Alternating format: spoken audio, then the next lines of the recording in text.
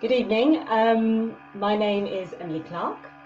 I am a physiotherapist and I've done a few Facebook Live sessions before, so you might recognise my face. So I'm here this evening to talk to you about posture and really describe and maybe explain some of the typical changes that may occur if you have axial spondyloarthritis and in particular ankylosing spondylitis. So there's going to be a bit of a practical demonstration. I'm going to try and do that early on so that if you're watching this back, you can kind of skip the talky bit afterwards and just follow my posture check and use that as a way of doing it regularly, hopefully. I'm gonna try and do that regularly. Just checking this is working. Okay, so I'm going to go on and do this. So I'm in a small room, but I think that's quite kind of good, and I think it's quite representative of the space that we have around our houses. So let me move this out of the way. So I recommend doing your kind of posture check, as we call it, in the first half of the day. Not first thing in the morning, but certainly before you leave the house in the morning. So mornings are busy for everybody, okay, for sure. You've got kids running around, you're late, you know, it's kind of mayhem, isn't it? But I really want you to just try and spend 30 seconds before you leave that front door, just to check in with your posture, to really get an idea of maybe whether you have any early postural changes, and if you do have any changes in your posture, use it as a way of managing that and to stretch the muscles gently that might be getting tight and to wake up the muscles that are going to counter that more flexed posture. So let me get rid of my what looks like massive chair. Okay, so it's the morning, you're about to leave the house, it's chaos. This is your front door, so you're about to reach for the front door. Stop, put your bags down, use that front door or the wall maybe to use as a flat surface for your posture check. Okay, and I'm going to talk you through it. So feet hip width apart. I want you to slide your heels back to the wall or the door and get them as close as you can. For some people, if you have more of a flexed posture, this is going to be really, really difficult. Try your best to get those heels back as far as you can, but if you really just can't maintain your balance there, then you can have your feet a bit further away, but as much as you can, heels back against the door. Make sure it's shut. Okay, then moving up, I want you to tighten your kneecaps and push your knees straight as flat as you can against the wall or door. Okay, moving up, bring your bottom back against the door. Keep that bottom against the wall because your bottom will want to drift forward, so keep that bottom back. Moving up a bit more, draw your belly button in, so tighten that tummy, lift maybe through your pelvic floor, draw into your tummy muscles to help support your spine. Yeah, then you're going to bring your upper back to the door. This is the point that your bottom wants to drift forward, so make sure that bottom stays against the door, making sure all those other points are staying against the door, the wall. Draw that upper back against the wall, and then draw your shoulder blades back. So shoulder blades going in and together and turning your palms to face out. Then, much more difficult, but draw the back of your head back towards the door, but keep your chin in as you go. And then you're going to hold that position for 30 seconds, just 30 seconds. Face on, it looks like this. Heels back, knees straight, bottom against the wall in my case, draw in through those tummy muscles, back against the wall, gliding my shoulder blades down and in towards each other, allowing my palms to face forwards and turn out, and back of my head, back towards the wall, keeping my chin in as I go. Keeping all those bits against the wall, and it feels very weird, it feels very unnatural, maybe quite painful and uncomfortable. I'm going to try and breathe. If you can, do some nice slow deep breaths in through your nose. Moving those lower ribs as you breathe in. Breathing out through your mouth. Trying to relax those muscles into that position. Okay. I have to confess I haven't got a watch, but I'm guessing that's near enough 30 seconds.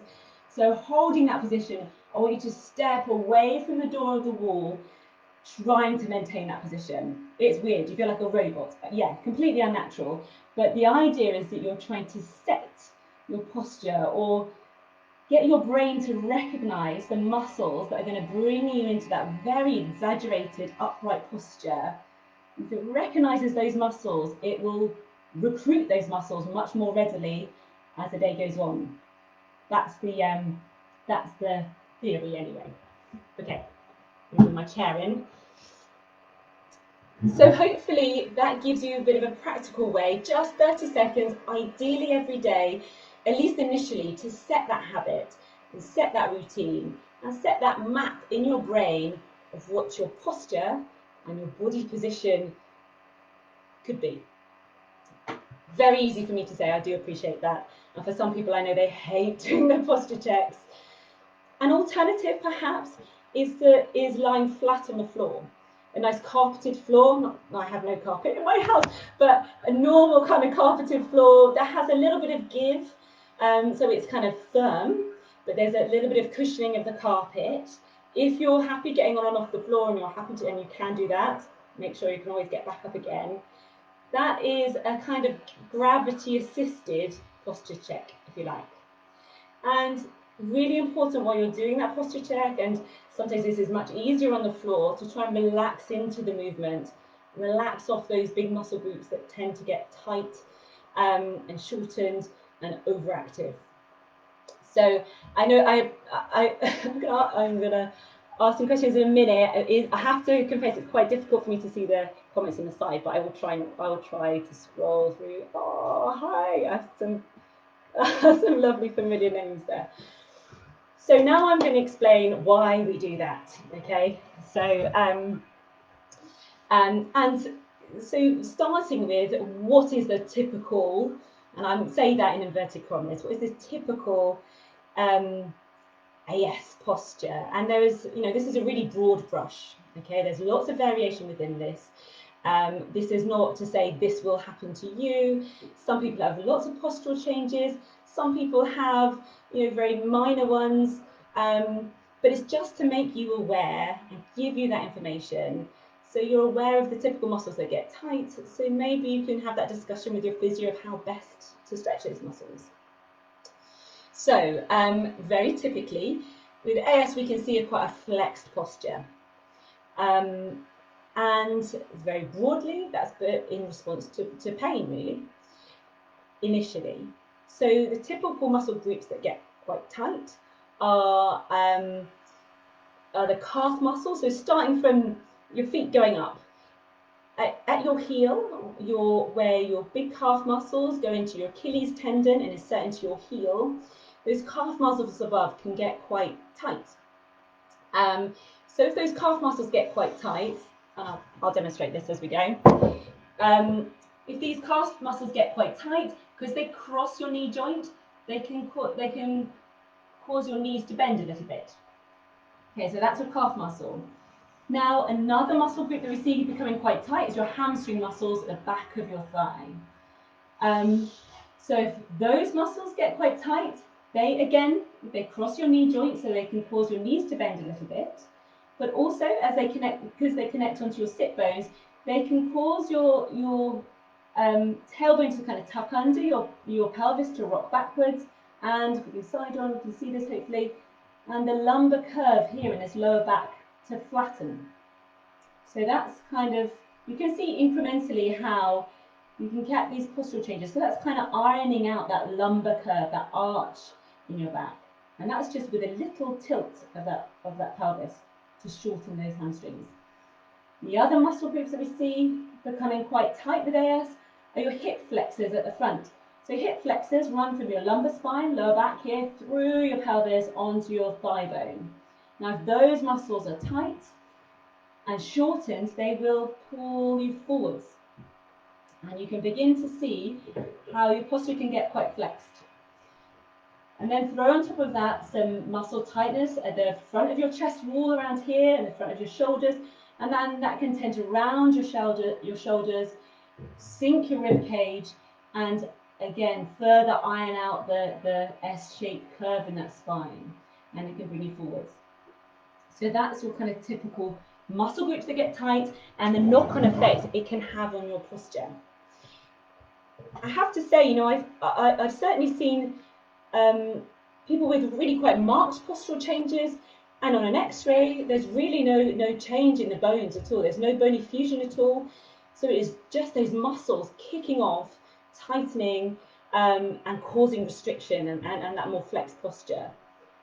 So we do think those soft tissues, those muscles, and the tendons that join the muscles to the bone are really quite instrumental in the kind of early changes with the AS, and can be really key to causing those postural changes. And as physios, we get quite excited about that, because that's predominantly what we do. We're kind of muscle experts in that way, I suppose. We can spend a long geeky conferences talking about how to stretch and strengthen muscles. So just to I'll answer some questions in a minute. I just won't be put off my flow. I'll just do my kind of monologue, and then I'll have a chat with somebody. So what we do know with AS is that it can start at those junctions where the muscle tendons insert onto the bone. And inflammation in that area is called enthesitis. So where that tendon inserts into the bone, it becomes really inflamed, probably very sore. And if we use your Achilles tendon as an example, where that Achilles tendon, your calf muscle, the back of your calf, the Achilles tendon inserts into the heel bone, it's a really common site for enthesitis, for inflammation to do with AS. And without really even realizing it, probably, you will tend to want to shorten that calf muscle, or shorten that muscle to take the strain off of that area, that inflamed area. And then it becomes a bit more comfortable. Now, if that's a day or two, then you'll probably go back to your normal posture and normal muscle length and think nothing of it. But what we see with SpA is that can go on for weeks and months and sometimes years. So you can imagine if the muscle is held in that shortened position for prolonged periods of time, it becomes shorter and it becomes tight. And that really sometimes mostly happens without even realizing it. It's insidious, and it's in response to pain, because it's much more comfortable to take those muscles off stretch because of all the pain to do with that enthesitis. You really see that in the chest wall, where you can get pain and inflammation around the rib cage and your sternum. And so naturally you're kind of round the shoulders, taking the stretch off of those muscles, because it's much more comfortable to stay in that position. So that's why we think that those postural changes happen first. And then if for some people who do get fusion in their spine, the fusion happens, it will tend to happen in that position, if you're held in that position. So, you know, we always kind of say, you know, the difference that, you know, as we know, really there's not much that we can see out there convincingly that will kind of stop fusion that may happen at your spine. But fusing in a more upright posture functionally can be a lot more of an advantage to having a lot of spinal fusion in a more flexed posture, in terms of just reaching and moving and doing your functional day-to-day tasks. So that's why as physios we bang on about posture, more just to stretch and keep those muscles well nourished and that muscle balance throughout your body, but also to keep the function going and getting you in a good position, so that if unfortunately you might get some fusion in your spine, you're in a much better position. And I really do remember a really classic case for me that I went to see a patient who was an outpatient, and I saw his X-ray, and I was like, oh my gosh, there's lots of fusion there. And I was really expecting this really quite kind of flexed gentleman. I went to into the waiting room. There's this chap kind of doing up his shoelaces and up he was going, and I could not believe that this man was this X-ray. Often it doesn't always tally. And he'd worked very hard at keeping his arms and his legs really stretched, and working on his posture so that he was as mobile as possible. So the impact of his the bony changes in his spine functionally were as less as they possibly could be. Okay, right, there we go. I'll stop my monologue. Oh, thank you. Yes, so things lots about kind of foot pain. Yes, heel enthesitis is so common with AS. Also, we see if those calf muscles are really tight and the Achilles tendon can then connect onto the heel bone, and sometimes it's continuous almost with the plantar fascia on the sole of your foot. So as a really, again, broad brush, just stretching those calf muscles can sometimes relieve the tension in that kind of plantar fascia on the sole of your foot as well as sometimes helping just keep all those soft tissues really elastic as well. Jane, hello. Oh, so yes, again, and I hear this, plantar fasciitis and heel pain, it's so miserable because, you need to get, it hinders you getting around. With all of the stretches, and especially if you've got a lot of enthesitis or you feel that, you're in a flare, you've got a lot of, subjectively feel like you've got a lot of inflammation at that moment. It is a really fine balance between continually aggravating that area by battling through pain and trying to stretch, and not stretching at all. You have to get the balance right, and it's, that's the art form really.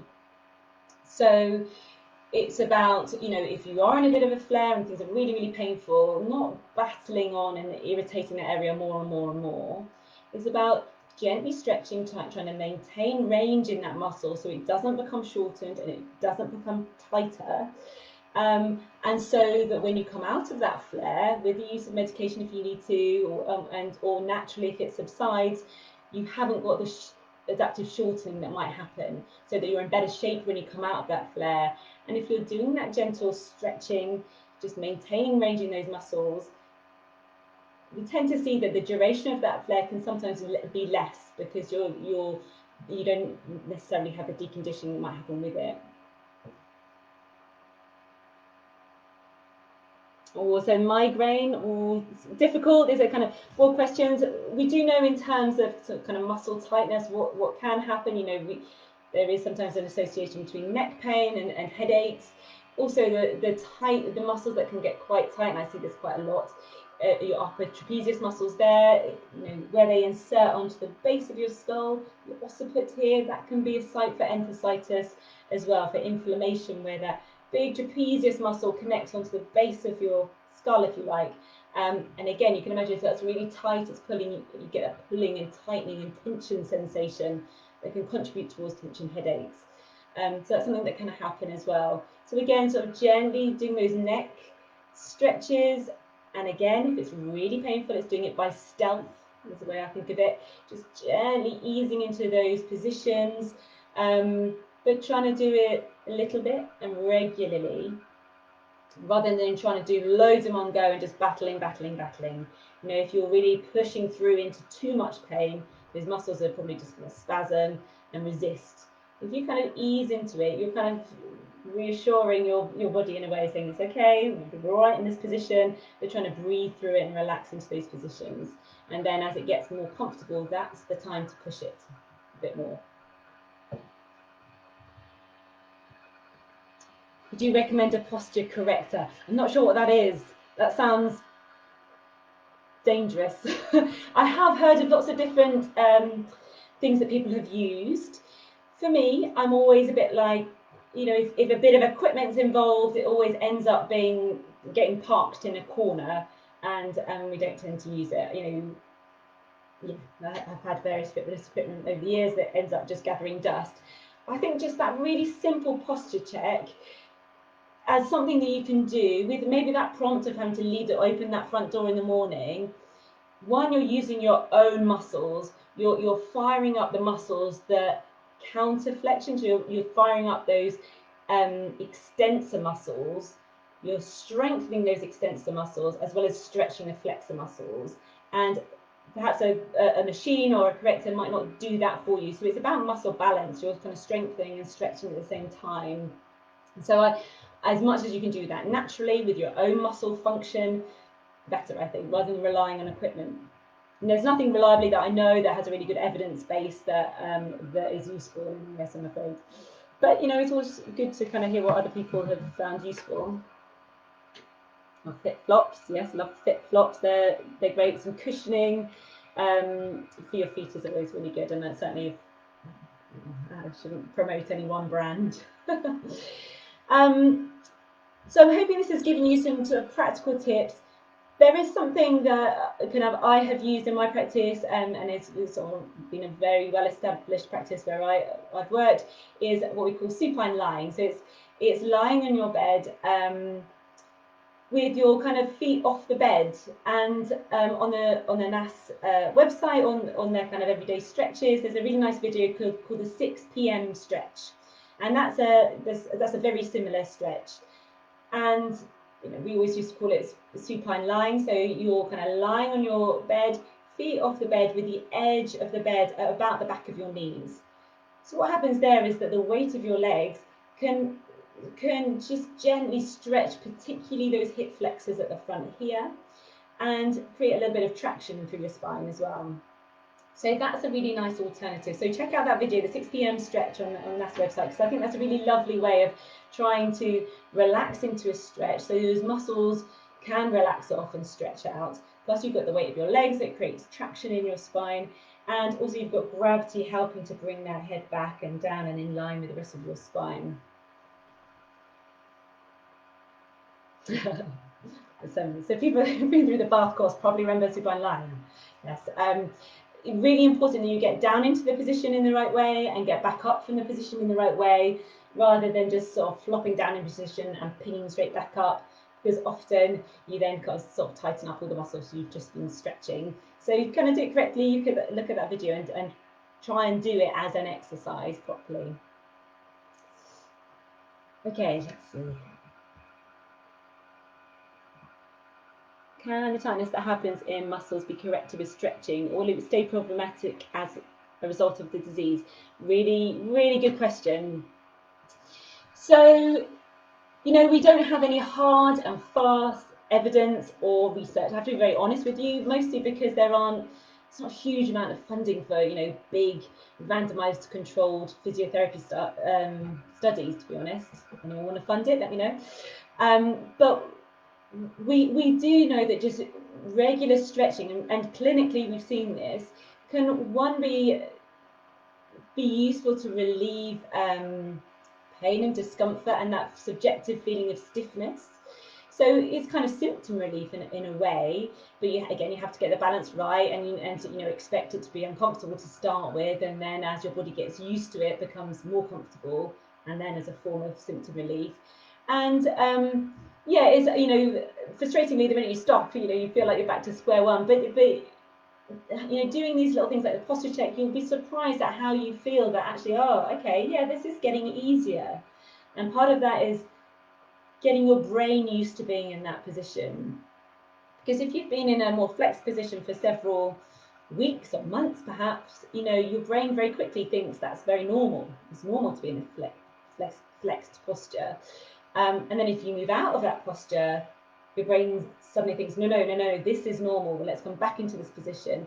So it's kind of brain training and remapping your brain sense of what your body position should be.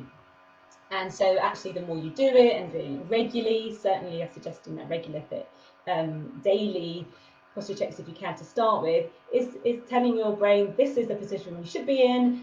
Let's kick off all the muscles that are going to bring us into this position as much as we can. Ooh, autonomic nervous system plays a part in posture. So the autonomic nervous system is, for those that don't know, is all to do with your kind of autopilot, if you like. It's beyond your cognitive control. It's responsible for your kind of bodily functions, but that happen without you having to think about it. How much do they play in posture? Who knows? We do know that pain taps into it. We know that, you know, like I was saying, that that neural mapping of, you know, what is, you know, normal position sense can be a contributing factor as well. And other things that contribute, you know, just really kind of everyday things that can contribute towards your posture. You know, we know that your mood can contribute towards your posture, and vice versa. There's a really lovely study, I don't have the exact reference, but that showed that actually if you stand taller, you adopt a more confident posture, it actually feeds back into your mood, that you feel more confident and you feel kind of in a better mood if you just kind of fake it in that way. But in the same way that if you are really low in mood and you feel really down, it's that kind of old adage that you have the weight of the world on your shoulders, and your posture sometimes reflects that as well.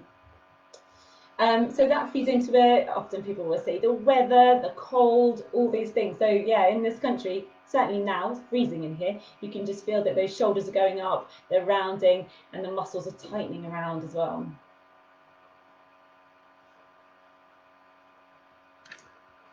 So hopefully this has sparked quite a nice discussion. There's so many things that feed into posture. And, as well as kind of posture, I always like to sort of think about sort of other things like general musculoskeletal health and kind of looking after your body in terms of muscle balance. So yeah, I'd really encourage you to try and do that daily posture check. And just try it. It doesn't have to be before you leave the house. Try and get it done in the first half of the day if you can, but whenever you can manage it. Just to see where you are, and then if you check in regularly, just to give you that insight whether you are getting any postural changes, but also you can use it as a treatment for that as well. I have to say that sort of 6 p.m. stretch, it's called 6 p.m. stretch for a reason. That's really nice to do in the evening, and it can be a nice one to do before bed, because you're lying in bed, feet off the edge, with that lovely gravity assisted stretch. Theoretically, you're stretching out some of the muscle groups that may be waking you up overnight, so can potentially help with sleep as well. Okay, yeah, thank you. And Zoe's put up a link to the 6 p.m. stretch, so yeah, that's really good. I'm a big fan of that. Now I'm just going to scroll through, see if there's anything I haven't addressed. How do you check your posture while sitting? Really good question. Yeah, as much as possible, I want you to stand up and not sit as much as you can, and just really keep sitting to kind of 20 minutes if you can, just taking regular sitting breaks. But that kind of element I was talking about your shoulder blades, I'm doing it now actually, sitting at computers, sitting when you're driving, we tend to slump. Okay, those shoulders go forwards, our chin tends to creep forwards, and we have this kind of like what we call chin poking posture. So checking in with that when you're sitting. You can start off, just a little tummy tuck. That's always good to get those core muscles involved, because they are the things that support you at the front and support your spine and will bring you into more extension. So a little tuck through those tummy muscles, just gently. And then working from those shoulder blades, imagine my hands are shoulder blades, and you're drawing those shoulder blades down and in towards each other. So you're kind of in a diagonal towards your spine, and you can see I'm tighter on one side than the other. It's terrible to watch yourself. Drawing those shoulder blades down and in, and then going tall through the top of your head and drawing your head back, tucking your chin in as you go. My collar's kind of skewing things a bit. And then you can see it kind of creates a bit more of an angle, kind of an open angle here, which kind of is a kind of instant posture improver, if you like. So shoulders down and in a diagonal, go tall through the top of your head, drawing the base of your head back, tucking your chin in as you go. That's your basic sitting posture check. And then get up and have a move round. Gym is good or bad? Oh, that's a big question. Depends what you do at the gym, really. All movement is good. All movement, all exercise is good for you on so many levels. But you've got to pace it. If you haven't been to a gym before and you go in and start lifting weights and overdoing it, you're going to suffer for it afterwards. So pace it, pace it, pace it. That's true with all new types of exercise. Start off doing less than you think you probably can do, and see how your body responds. And if you can manage that, then build it up, but build it gradually and really incrementally. And if you're starting a gym, try and get some really good instruction on the muscle groups that you want to strengthen and stretch. And so, maybe look back to the earlier discussion of the muscle groups that can tend to get tight. So you can ask a gym instructor, okay, or a personal trainer, how can I stretch my hip flexors? How can I stretch my hamstrings? How can I stretch my calf muscles? How can I stretch my pectorals? And how can I build up the muscles that are going to counter those tight muscles? So hopefully that answers the gym. Yeah, I think gym is good, but it depends what you do at the gym. And cardio is also really important for AS as well, but really gently to start with.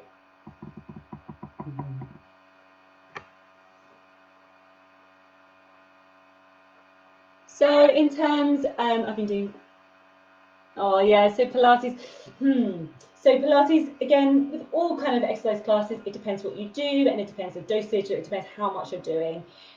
A lot of the Pilates-based exercises are going to be targeting your lumbar spine, trying to get things moving, targeting your pelvis. Obviously, with that spot, it's lumbar spine and pelvis are the most sensitive areas, and sometimes the most restricted. So yeah, it's likely to stir things up.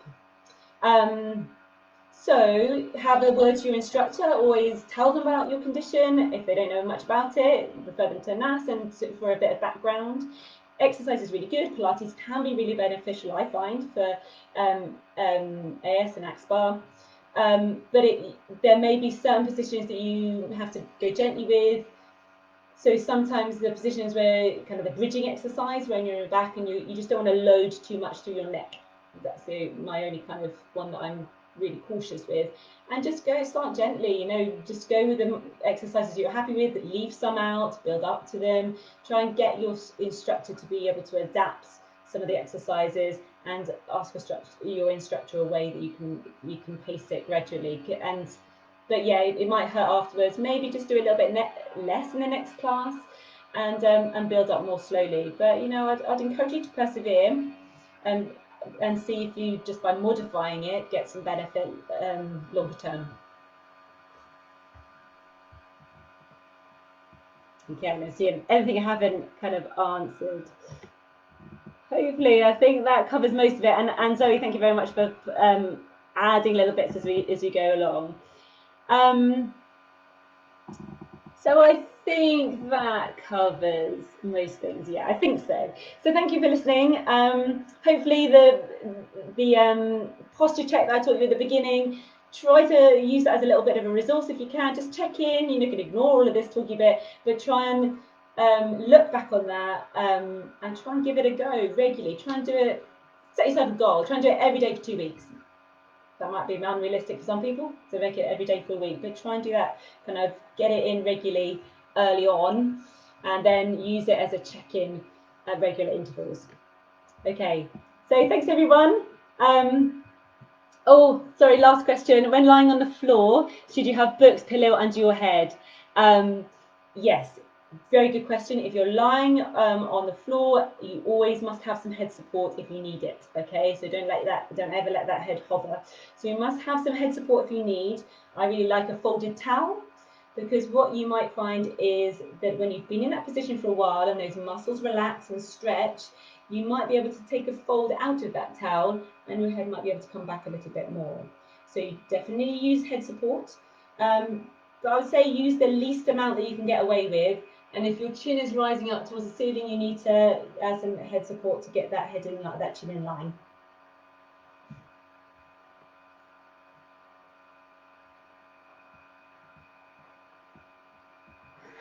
Zoe's just said the same thing. Okay, so hopefully that's helpful. I think I pretty much answer the question. Yes, there can be mechanical problems that feed in, arthritic hips and stuff. They can also cause hip flexors, etc. But still that posture check is useful, and then still stretching those typical muscle groups is useful for mechanical problems as well as your AS as well. Okay. I'm going to wrap it up now because I think that's pretty much all. Thank you so much for watching, and yeah. Don't forget your posture checks. Bye everyone.